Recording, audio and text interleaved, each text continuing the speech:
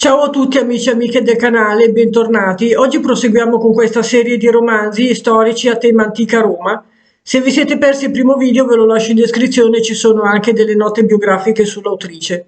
Se questo genere di video vi piace fatemelo capire con un bel like e iscrivetevi al canale e invitate i vostri amici. Bene, cominciamo. I favoriti della fortuna è un romanzo storico scritto da Colin McCullough pubblicato nel 1993. È il terzo volume della saga ambientata nell'antica Roma che racconta gli ultimi decenni della Repubblica Romana dall'avvento di Gaio Mario a quello di Augusto.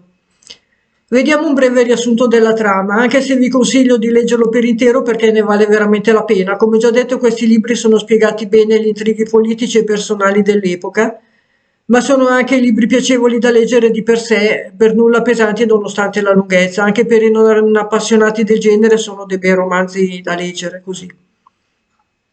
Vediamo la trama. Siamo a Roma nel I secolo a.C. Lucio Cornelio Silla, tornato a Roma dopo le campagne d'Oriente contro Mitridate del Ponto, inizia in qualità di dittatore la sua riforma reazionaria dello Stato. Sono molte le vittime che cadono nelle sue liste di proscrizione, compreso suo nipote, il giovane Giulio Cesare, colpevole di rifiutarsi di lasciare sua moglie Cinnilla, figlia del defunto Cinna, avversario politico di Silla, da questi fatto assassinare. Sarà per il giovane Cesare l'inizio di una breve fuga e di straordinarie avventure che lo porteranno fino in Oriente, dove si farà notare per la campagna contro i pirati e come valente stratega presso il re Nicomede di Bitinia. Per il suo eroismo otterrà il premio alla corona civica e con essa il diritto di tornare a Roma e accedere al Senato. Intanto in Italia e Spagna un altro generale di pochi anni più grande rispetto a Cesare sta conquistando le folle con le sue imprese contro il ribelle Quinto Sertorio e come favorito di Silla, suo nome Gneo Pompeo.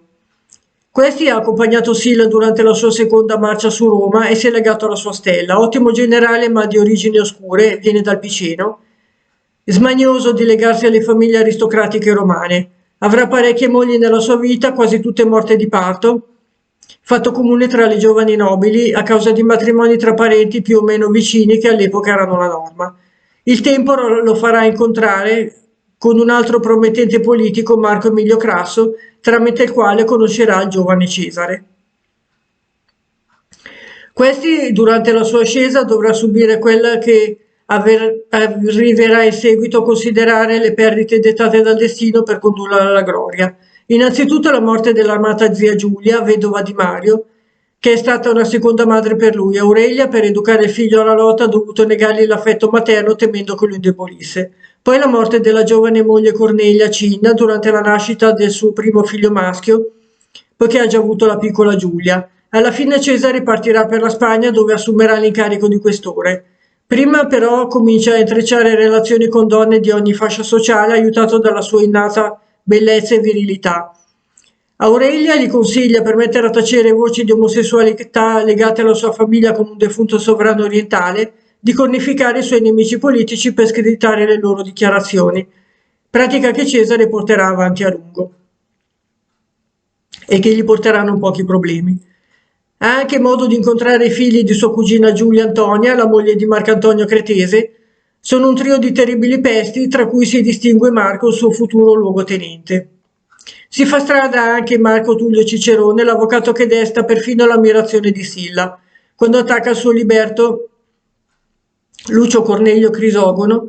Questi si è arricchito con le proscrizioni, accordandosi a volte con parenti avidi o rancorosi, forse all'insaputa del suo padrone.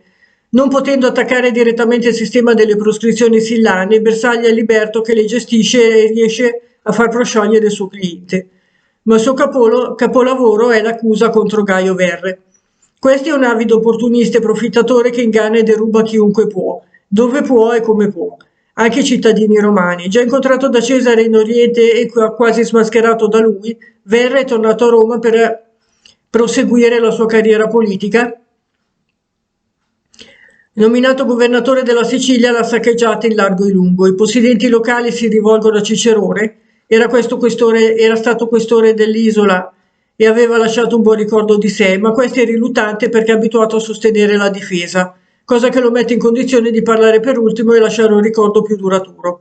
Tuttavia l'avvocato accetta, sia per la sfida in sé, sia per la vicinanza intellettuale alla cultura greca siciliana, astutamente chiede e ottiene di poter variare la procedura comune. Invece di esporre una sola accusa alla volta, poi lasciare alla difesa alla replica, Cicerone ottiene di presentare tutte le accuse prima e lasciare alla controparte il diritto di replica su ciascuna dopo.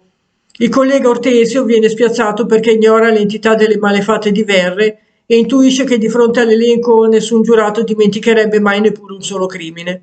Cicerone vince il processo a mani basse e si affretta a mettere il sigillo su tutti i beni di Verre prima che gli oggetti spariscano. La competizione tra Crasso e Pompeo aumenta pur restando su toni civili su consiglio di Cesare. I due si fanno eleggere al consolato restaurando i diritti dei tribuni della plebe, che Silla aveva quasi completamente annullati, e ottengono la terra per i loro veterani, scampando alle possibili azioni legale. Pompeo decide di dare in beneficenza un decimo della propria fortuna ad Ercole Invitto per ringraziarsi l'elettorato e organizza una serie di giochi e spettacoli grandiosi. Per superarlo, Crasso chiede consiglio all'amico Cesare, che gli propone una strategia astuta. Piuttosto che spendere il denaro in pochi giorni di baldoria esagerata, Crasso diluirà il contributo su parecchi giorni, concentrando buona parte della somma sull'acquisto di grano. In questo modo la gente mangerà a sue spese per circa 2 mesi, ricordando il suo nome a lungo. Saputo della cosa, Pompeo ha una crisi di pianto e di rabbia, assistito dall'oratore Quinto Ortensio Oralo e dal letterato Marco Terenzio Varrone, suo vecchio amico, e questi a rivelare la mano di Cesare nel trucco. Pompeo vorrebbe trovare il modo di sbarazzarsi di lui subito, ma Ortensio lo ammonisce e invece di tenerselo buono, l'avvocato non solo riconosce l'astuzia del giovane, ma sa bene che fu uno dei pochi a tenere testa a Silla, tanto da impressionare anche il suo fedelissimo Lucullo. Vinto, Pompeo accetta la sconfitta, ma si ripromette di ricordare il suo danno al suo consolato. Il quinto volume della serie, il quarto volume, scusate, di cui parliamo oggi è Le donne di Cesare, pubblicato nel 1996. La trama: siamo sempre nel primo secolo a.C., Giulio Cesare ritorna a Roma dopo aver coperto brillantemente la carica di questore in Spagna. È intenzionato a coprire tutte le tappe del cursus honorum, per cui stringe amicizia con il ricchissimo ed ambizioso Crasso e con il potente Pompeo, di cui parlavamo prima, che ebro delle sue vittorie si è fatto soprannominare Magnus. Per riuscire nei suoi scopi, Cesare utilizzerà tutta la sua astuzia per ottenere la prestigiosa carica di pontefice Massimo e legherà a sé Pompeo dandogli sposa l'unica figlia, la bellissima e graziosa Giulia. Frattanto Cesare intreccia con straordinaria disinvoltura relazioni amorose con le più celebri matrone romane, tra cui la crudele Servilia, la madre di Bruto, la capricciosa Pompea, l'elegante Calpurnia, sue mogli dopo Cornelia. Queste, come la madre Aurelia, la figlia e le tante donne che incontra nelle sue avventure, cercano di contendersi il suo cuore e il suo affetto, ma per Cesare l'amore è solo una delle tante pedine da usare sullo scacchiere del gioco politico, e questo suo cinismo lo porterà molto in alto, ma gli farà avere anche non pochi nemici. Chi vincerà avrà Roma, geniale uomo di Stato, eroico condottiero, splendido oratore, ma anche dissipatore, volubile, gran seduttore, calcolatore, astuto e cinico. Questo è il ritratto ricco di luci ed ombre di Giulio Cesare, primo e unico dittatore a vita della storia di Roma, suo padrone assoluto, al punto che dopo di lui Cesare divenne sinonimo di imperatore. Gli anni considerati nel saggio sono quelli densi di eventi che vanno dal 70 al 58 a.C., in cui Cesare, prima di partire per la Gallia, si impone gradualmente sull'insidiosa scena politica e prepara la sua irresistibile ascesa. Il San Francisco Chronicle ha detto di questo libro: questo romanzo offre una comprensione profonda della trama di intrighi politici, personali e sessuali di cui era fatta la vita dell'antica Roma. Bene amici, anche per oggi abbiamo finito. Se il video vi è piaciuto fatemelo capire con un bel like e iscrivetevi al canale se ancora non l'avete fatto. Vi aspetto per il terzo e ultimo capitolo. A presto, ciao!